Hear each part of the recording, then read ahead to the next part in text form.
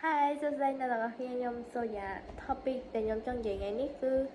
ở miền thường ai giang du ấy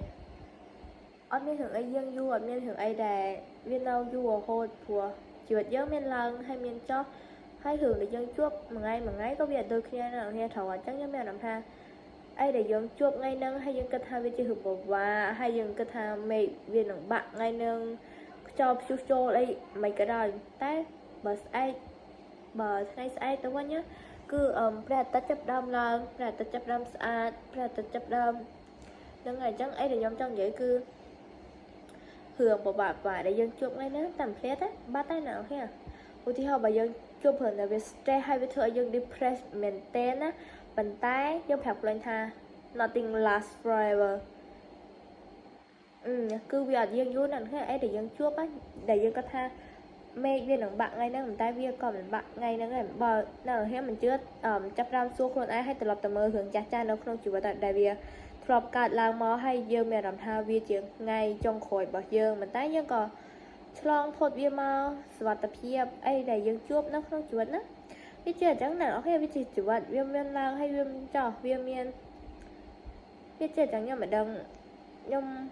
ញុំគាត់ថាខ្ញុំអត់សូវដឹងម៉ានទេរឿងអីហ្នឹងតែខ្ញុំជឿថាអីដែលយើងជួបមិនហ្នឹងណាវាទោះបីវាអញ៉ែហើយវាតវល់យកមិនក៏ដោយតែថ្ងៃអនាគតវានឹងភ្លឺព្រោះព្រះអាទិត្យព្រះអាទិត្យ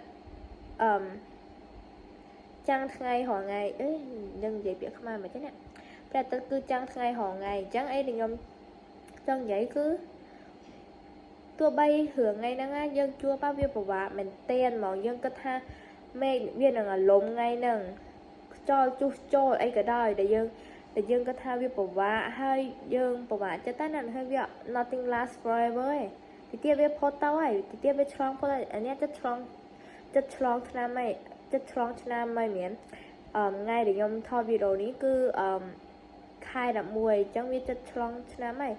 អញ្ចឹងណាអូខេទៅត្រឡប់ទៅមើលគ្រួយអារឿងដែលយើងពិបាកជួបក្នុងឆ្នាំហ្នឹងហើយយើងគិតថាវាញ៉ៃមែនទែនហើយ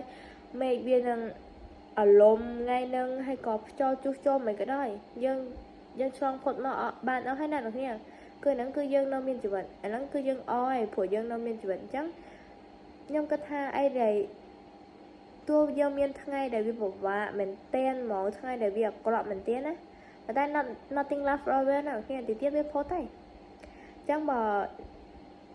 បើមានអារម្មណ៍ថាថ្ងៃហ្នឹង stress ពេកចេញទៅក្រៅចេញទៅញ៉ាំអីឆ្ងាញ់ចេញទៅជួបមិត្តភក្តិក៏បានដែរហើយក៏ចេញទៅនៅប្រើពេលវេលានៅមួយមនុស្សដែលយើងស្រឡាញ់អញ្ចឹងយើងនឹងមានអារម្មណ៍ថាជីវិតយើងមានន័យច្រើនជាងមុន